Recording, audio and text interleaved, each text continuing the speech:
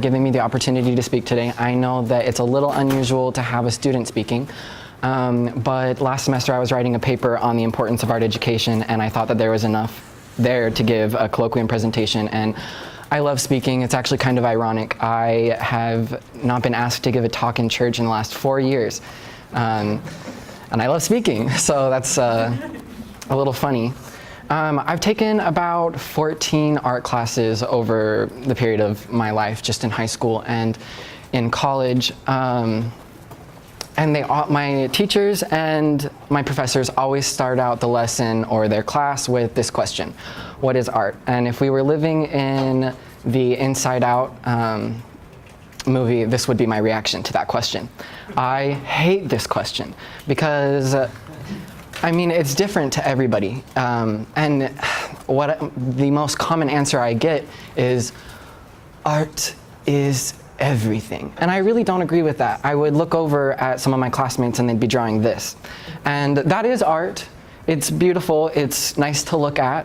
But to me, it just really felt like they didn't know why they were getting that. They might know that in anime, you have really big eyes and you do like really big reflections right here, or the hairstyle is a certain way, but they didn't really understand why that worked, why we liked it, why it was appealing. Yes, Moses? I think that art is expressing, showing some feelings or emotions with a meaning behind. Yes, the meaning, and that actually brings up an excellent point. It always kind of comes back to this question for me. What is it? Art versus craft. And if you remember earlier in the semester, Brother Plicka brought this up actually, and he said that. He said, if it's not communicating something, is it really art? And that's the idea of art versus craft. But this idea didn't actually come until this really cool guy named Giorgio Vasacci in 1550 wrote Lives of the Most Excellent Painters, Sculptors, and Architects. And it basically just elevated the status of, he's really kind of the first art historian, it elevated the status of those really famous painters that you know from history, Leonardo da Vinci, I'm blanking on names all of a sudden, but Michelangelo, you know, those ones. And it kind of made the separation because you have those workers in the artisan guilds that are making the candlesticks and pottery and all of that, and that's where that separation comes in. But there's a problem with that because in the 19th century, art historians started saying that civilizations that really made only this kind of art, and that's really all we have of surviving of them, they said that it wasn't innovative enough and that it was kind of primitive. But that's not really accurate because that's their history. Some of them were just more concerned with preserving visual similarity. They just wanted to keep their culture consistent. Could you say that part of the reason why a culture might be considered not as primitive is because that's the only remaining thing we have of them? That's possible. It's possible. We only have a few remaining surviving artifacts from different civilizations, so that could be it. We just don't have art from their time period. But if you're applying the art versus craft to art history, you kind of you've got this, which is Theodore Gericault's Raft of the Medusa, and that's amazing, right? And they consider this innovative. So we keep it, and that's art, but then is this art? So I'm gonna take you through, because this has been a problem for me. I want to know what the answer to this question is, but there really isn't an answer, and everything doesn't really fit it. But then also saying art versus craft doesn't really fit it either, because then what do you say is craft and what do you say is art? So there's some different philosophies and theories, and I want you, when I go through these, to keep in mind that they're more like lenses, like in writing, where you can look at a piece through a historical lens, and you can look at its historical context and what it meant then, or you could look through it through a feminist lens, and you can look through equality and what it has to do with the feminist movement and more and more. So I brought up some paintings with these to just kind of help you guys understand what they mean, but just remember that these lenses don't necessarily mean that they're movements, because they can be applied to multiple art movements. So the first one is imitationalist. And that's accurate representation of nature is most important. This is this picture behind here, and you can't see it very well, but it's called The Stonebreakers by Gustave Courbet. It's oil on canvas. It's during the realism movement, and the idea during the realism movement is to get it as real as possible. So mimetic, that's what, if you are an imitationalist, you believe that art that mimics nature is the most important thing. Okay, so, and he was just commenting on French rural life, and then this is another one that could fit through the imitational lens. This is Ophelia by Sir John Everett Malay, and this is, I don't know if anybody knows this, or I don't know if you know this story very well, but it is Hamlet's, it's from Hamlet. It's a scene from Hamlet. Hamlet. But Ophelia's just murdered herself. And you can see really the attention to nature. I mean, the artist really picked a scene from nature, sat there and painted it in incredible realistic detail. In fact, I'm actually gonna turn off another light. There you go, you can see it kind of better. But the goal, Malay's goal was singleness of heart, don't mess with God's work. And that's, again, imitationalists. And then this is from the photorealism movement. And then you have hedonist, and that's amount of pleasure given by work is most important. This is The Swing in the background by Fragonard, and that's from the Rococo movement. And the Rococo movement paintings focused on French aristocracy, the pleasure life. And so when I saw hedonist, and that's immediately what I thought of. And again, just you could take this back to imitationalists. Look at the amount given to the nature, and then pleasure. And then this is an easy one for pleasure. If you are just in it for, I want to look at art that makes me, that is beautiful, then this is a very popular one that people usually go to, Starry Night by Vincent van Gogh.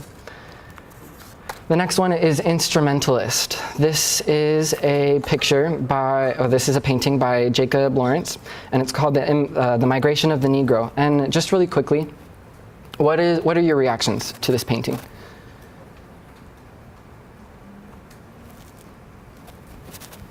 Communicates a message about segregation. Segregation, that's actually the most, that's what it is. Instrumentalists, they're concerned with communication with the audience is most important.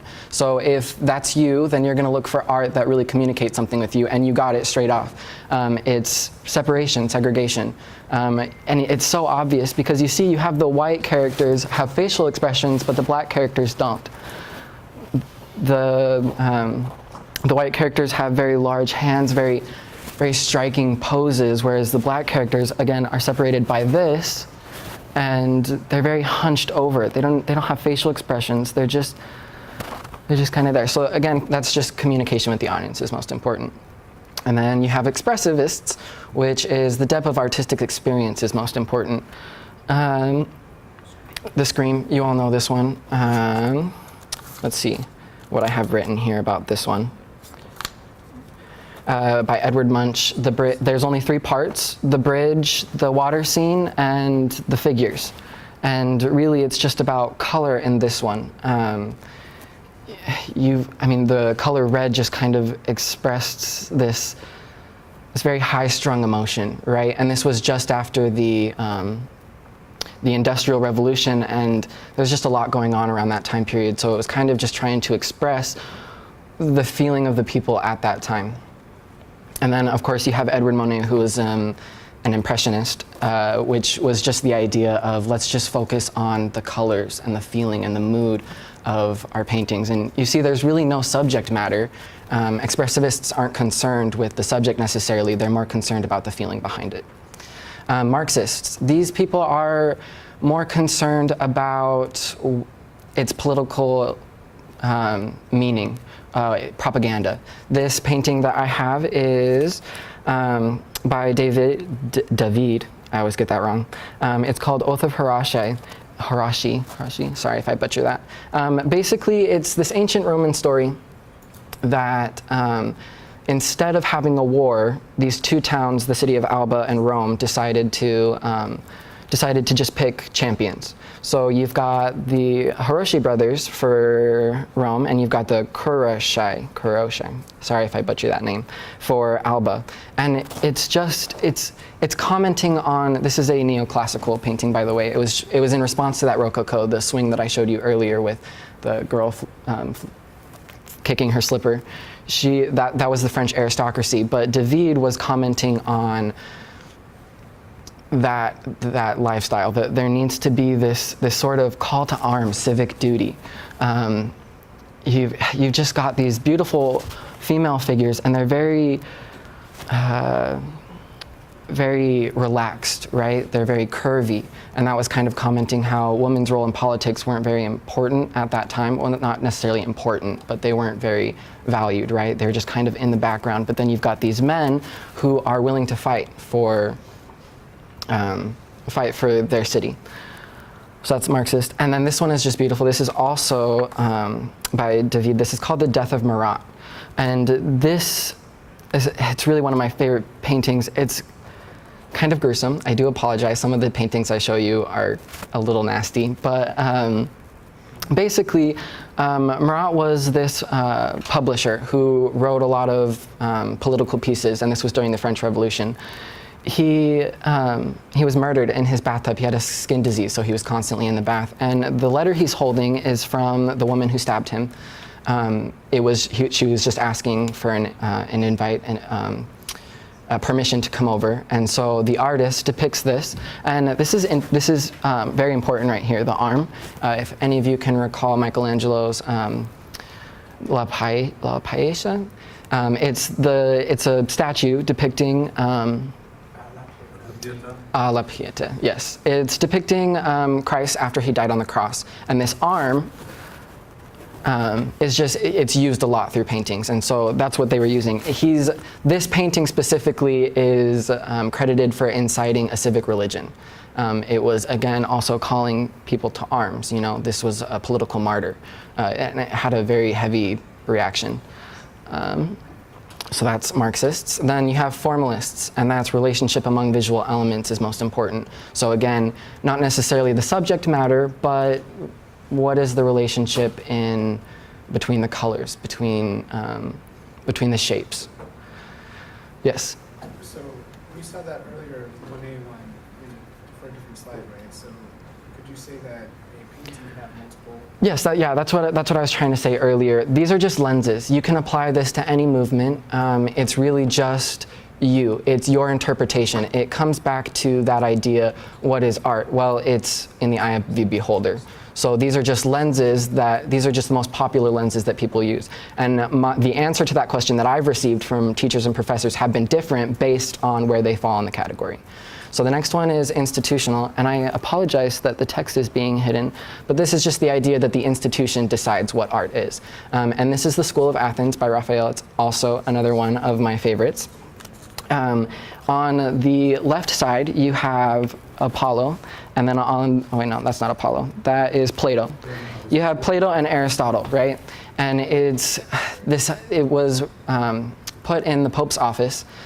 So he was the one deciding what the art was. It's part of 4 pieces, 4 walls, and each wall has one of the one of the branches of education, right? And this is dealing with philosophy. So you have Plato on the left and Aristotle on the right, and Plato was dealing more with the ethereal, things that you can't see, ideas, energy, all that fun stuff. And then Aristotle was more focused with the observable. And if you look, Plato is pointing up and Aristotle is pointing down, and then all of these are famous characters, philosophers, and all that fun stuff. So that's just institutional, what somebody decides is art. And you could say museums are something that decides art. You know, you get those famous pieces like the Mona Lisa and Starry Night, you know, those really heavily known art pieces. Whew, we are almost through the lenses. I apologize, this is kind of heavy. Objectivist, which is the neo-rationalism, how comparable is it to recognize masterpieces is most important. So then again, we accept this as a masterpiece, so it's considered art. But then I bring it back to this because this was a neoclassical painting, and during that movement, neoclassicism was trying to return to ancient Roman styles.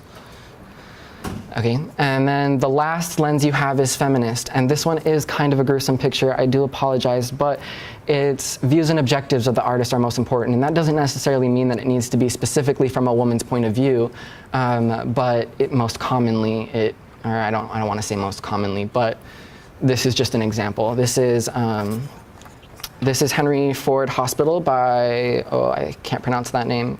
Her last name is Cayo. In the background, you have Detroit, which is where Diego Rivera, her husband, was at the time. And then this bed is the hospital bed that she had her operation on. She was pregnant. This snail represents how slow the operation moved the fetus, her child that died, that she wanted with Diego Rivera.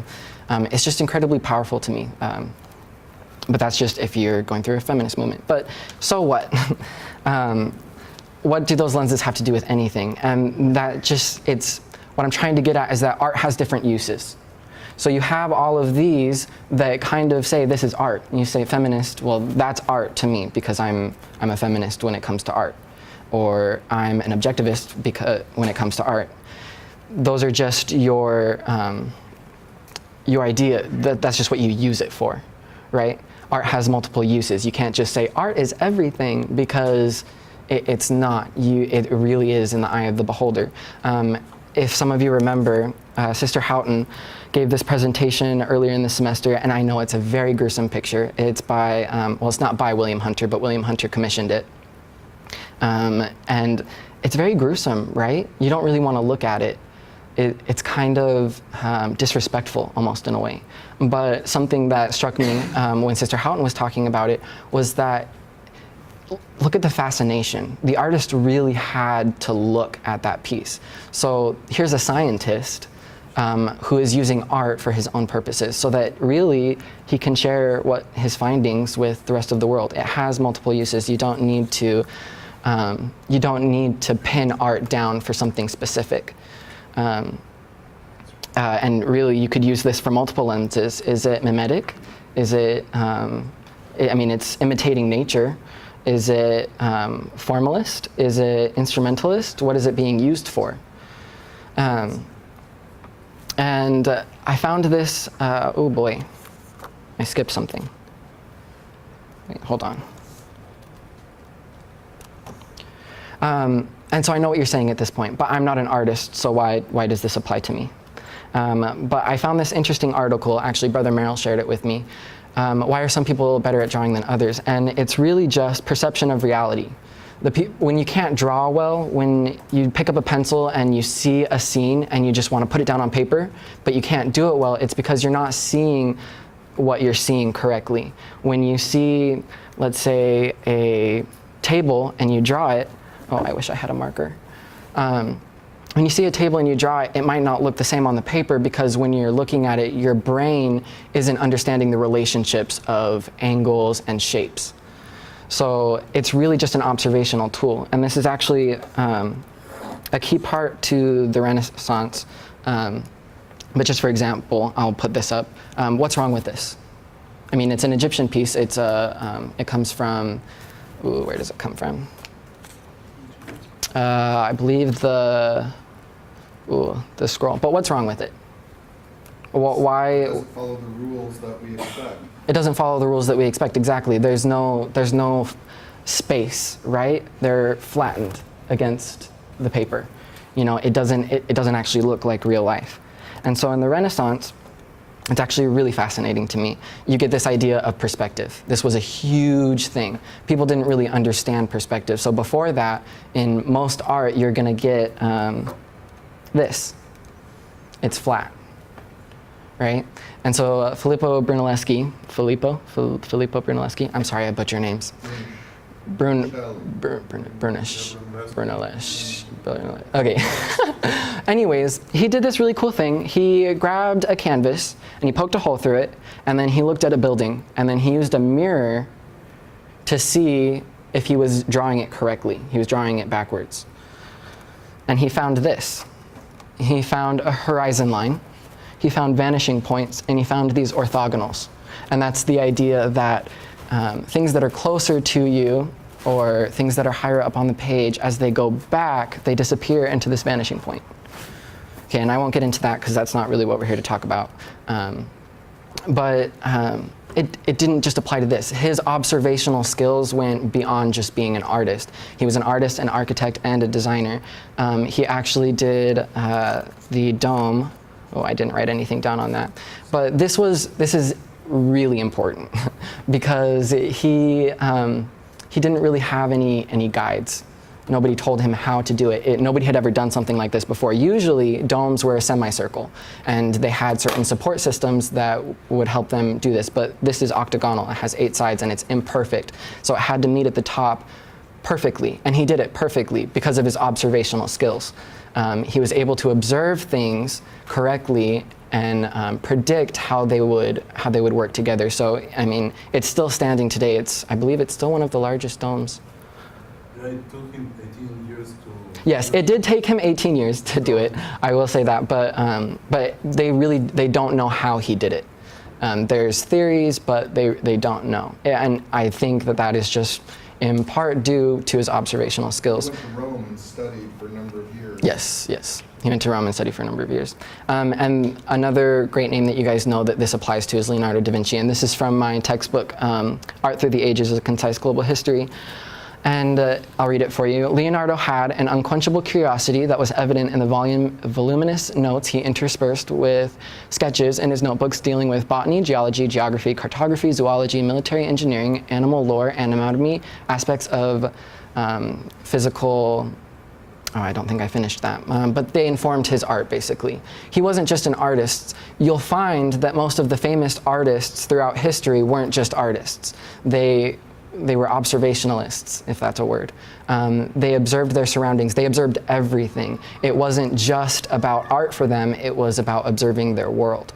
And so relating this back really quickly to what is art, for me, art is this. It's an observational skill. So just really quickly, why is art education important? It's important because it's an observational skill. It's communication, really.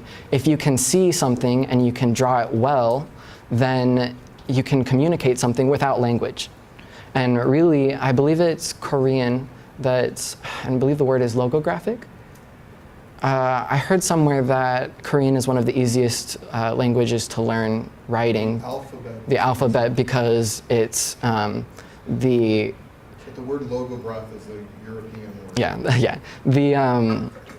The characters themselves are the way that your mouth is supposed to look when you make that syllable, or that consonants. The consonants. Yes. Thank you for correcting me. But we'll take this into this painting right here, and this is again by Theodore Jericho. And it's called The Raft of Medusa. And this is actually a pretty horrible story. So I believe 150 soldiers and some higher ranking officials were on their way to Senegal to take over and to run the port. But the ship ran aground. And so they didn't have enough life vessels. So they formed really quickly just a makeshift raft so that the 150 soldiers would float on, and then they would just tow the raft to safety. But the life vessels were full of the high officials, and then of course the soldiers and low-ranking officials were on the raft. And the captain realized that the raft was slowing them down, and he got scared that he wouldn't make it because he's towing this big raft. So he severed the rope and let this raft drift out to sea. Of the 150 survivors, they were out at sea for 13 days and only 15 survived. And so this artist, Jericho, was appalled by this. So he started interviewing the survivors, and he got bodies from the morgue, and he brought them to his studio so that he could study what decaying flesh looked like. He would get models. He rebuilt the raft in his studio so that he could correctly depict it. Again, this is observational tools. It's not just... I don't think that he painted this for stress relief. I think that he was trying to say something. It goes back to those lenses. What does art mean to you? And this is just an amazing piece of work. It was painted around the French Revolution during the Romanticism movement, I believe. and he had to observe anatomy to be able to get this right, and he included pieces in it of the La Pieta again. Like he's putting multiple things so that he can communicate with you, and it's a very powerful piece. I mean, just looking at it, I feel horrible for those people, and I'm angry at the captains that severed those ropes. Though they were cowards, really. And then, just as an example, this is actually a piece that I did on the right. This can be used. You can teach this. It's helpful. This was probably the easiest piece I did, and I got a lot of recognition for it. But really, all I did was look at art history. I looked back, right? And I'm communicating something with it. What I'm communicating, I'm not really sure, but I'm just showing that this can be used. This can be taught. And it's, you don't have to know a lot, really. It's just elements and principles. So using the same painting as an example, so you've got line. How did he use line? Well, all these diagonals really communicate to me movement, shape. How did he use shape? I think the most important shape, and I've got it right here, is he uses shape to create emphasis, line and shape, so he gets these principles. I have a story about this. I was taking an art class with Professor Merrill, and we were doing landscapes. And he pulls up this picture, and he's like, all right, I'm gonna draw this for you guys as an example. And he starts talking about these, but he's like really just putting in the pigment, and it just looks really black. And I'm like, oh my goodness, he's not teaching me anything. I'm gonna go and have to learn to do a landscape by myself. But then all of a sudden he just like did a few smudges there, he took out some of the pigment here, and all of a sudden I was like, wow, that could be in a museum. That's amazing. Oh, where did that go? And so then I went and I did this, right, using those same elements. This really didn't take me that long. I used contrast, right? You've got really heavy pigment down here, but not a lot up there. I've used emphasis by putting the most detail right here. If you notice, over here, I didn't really spend that much time. I kind of just put it in, and I was going to spend time on it, but then he came back and he was like, oh, that looks great. I was like, okay, Moses. That looks like the bridge between Colloquium and the Yeah, it actually is. This is the bridge. This is the bridge over towards the entrance of the bike path. I don't know if you guys know. But that's all it is. So when people say, you know, I can't draw, it's like you're not seeing what you're seeing correctly. You just need to go back to these elements, right? It's medium control. It's practice, really. And it's important because you can communicate so much with just a drawing or a picture, or even hieroglyphs. And this is just another piece I'm doing, just showing that if you're paying attention to the principles and the elements, you can easily draw things. I never drew a figure before this, but it was just that, just learning the medium control. So what? Why is this important? Why am I bringing it up at all? Like, what does it have to do with you? None of you are artists. And I don't think that we realize how much we are manipulated by images. And this isn't very popular. You won't really see this in your lifetime because it's outlawed, but subliminal advertising is the idea of showing an image or a word really quickly so that you don't have time to process it, you don't really know that it's happened, but your subconscious has seen it. They did a study where they did this at a movie theater in the advertisements, and they just went, buy a Coke, or like, buy popcorn. And they just flashed that multiple times.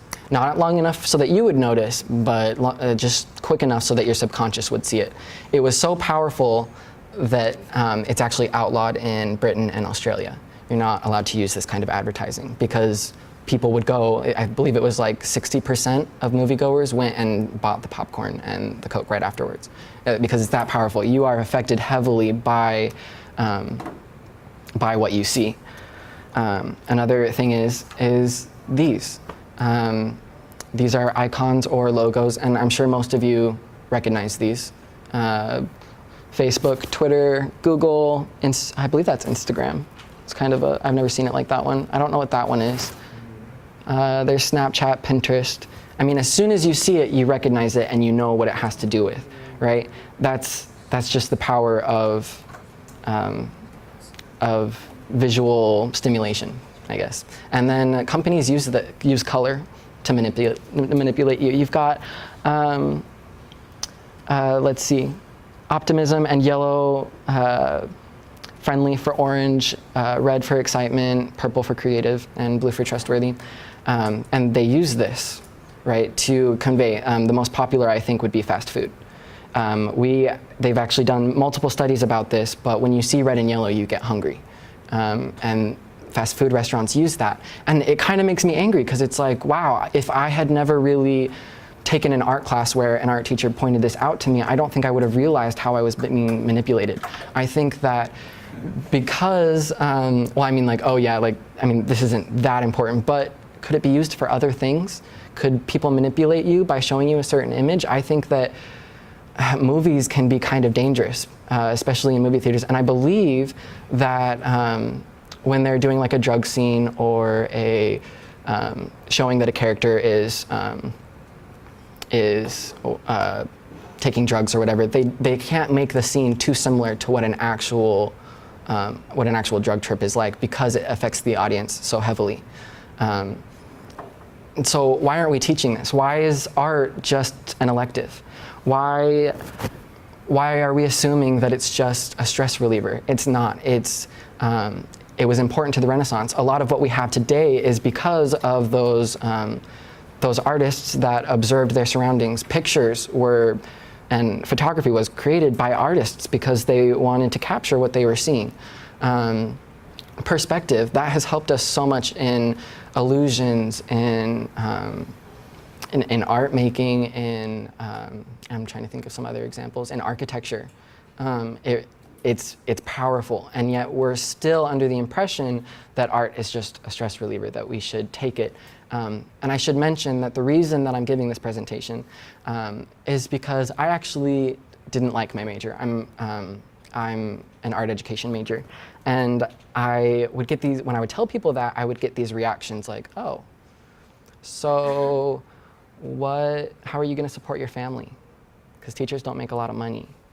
Or, oh, art? Okay, you're going to college for art. I was in the car once when one of my friends, and he didn't mean me any harm by this, but he was just talking and he didn't know I was an art major, and he said, see, you should go to college for something important. Like, people who go to college for art, that's just a waste. And I was like, ooh, but it was partly just, my own self-conscious. Like, I didn't feel proud of this. I was like, yeah, I mean, like, I really didn't spend that much time on these, and I get recognition for it.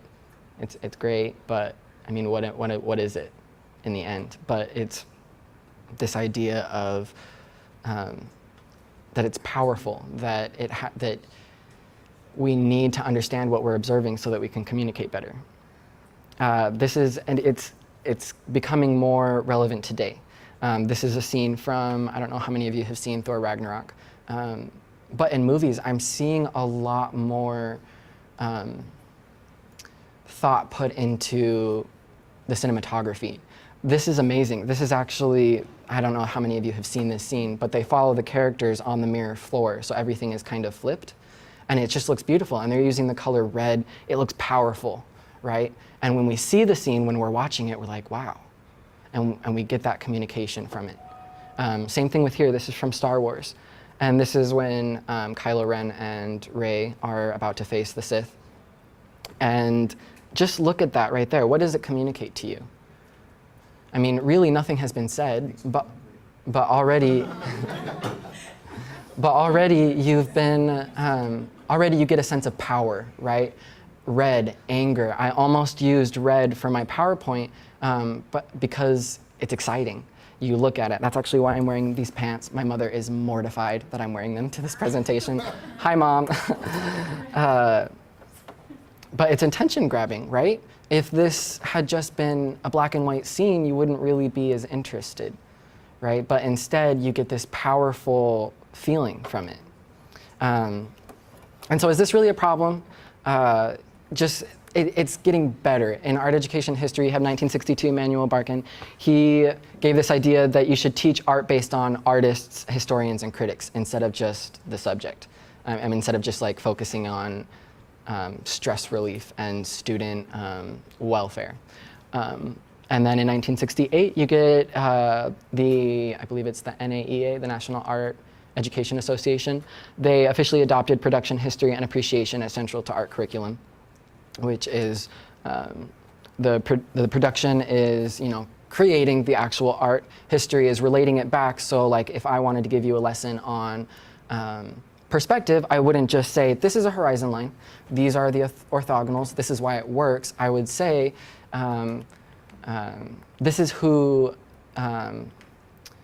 figured out perspective in the Renaissance, and this is how the effect that it's had on history. Instead of just being like, oh, if you put this line this way, it makes it kind of look like a house, You're relating it back. You're not just making it about, let's make something pretty. And then appreciation, which is just going back to, that's why I showed you all of those paintings. I didn't just want to say, these are the lenses of what people think art is. I wanted to show you so that you can kind of appreciate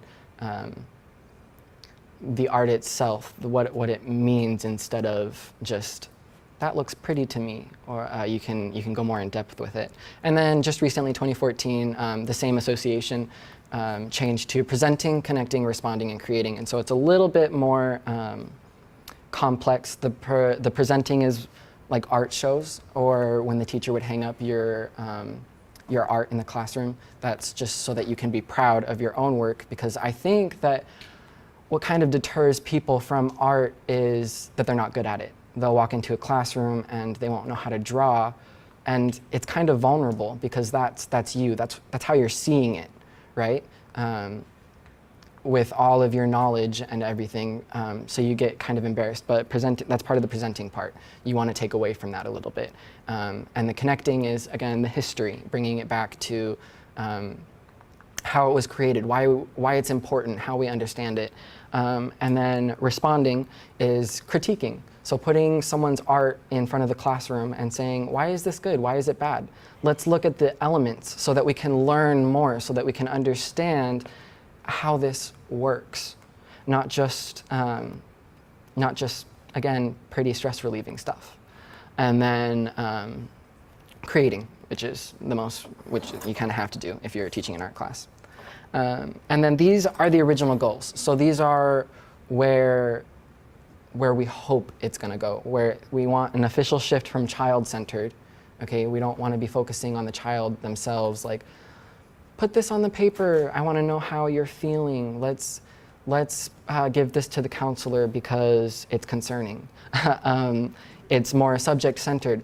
Let's make it a science. Let's learn about these elements and principles so that you can understand what you're seeing, so that you can apply it to really anywhere. It goes back to that painting I showed you, the Raft of Medusa, where he used those elements to communicate something. He brought in more than just knowing how to put paint on a canvas. He had to study anatomy. You don't have to be specifically an artist. You can bring science to it. You can bring English to it. You can paint about stories that you see in books. That's where the creativity kind of comes in. That's another thing I hear. I'm not creative. I'm not an artist because I'm not creative. Well, you don't have to just make it about the art. That's what this painting was that we talked about earlier. Not painting, drawing. Let's see where it is. He's not an artist. He was an anatomist. An anatomist. He was just focusing on trying to show that, right? But, I know it's horrible, but I think this is beautiful. I think that this is saying something, it's communicating. It's horrible, it's morbid, it looks disrespectful, but just the pure fascination with it is interesting, it's fascinating. Let's go back to where we were. So we've got, and so what are my main points? What do I hope that you get out of this presentation? I don't expect all of you to go and sign up for an art class right now because all of a sudden you want to become an art major. But what I'm hoping is that when you hear that someone's an art major, or maybe in the future when your kids come and say, I'm taking this art class, you don't knock it down. You don't say, oh, that's a waste of time. It's not. It's learning how to observe correctly. It's becoming really important in today's society, especially with graphic design. We need people that can create those icons that people can recognize. We need people who can create advertisements that are easy to view, easy to see, easy to digest.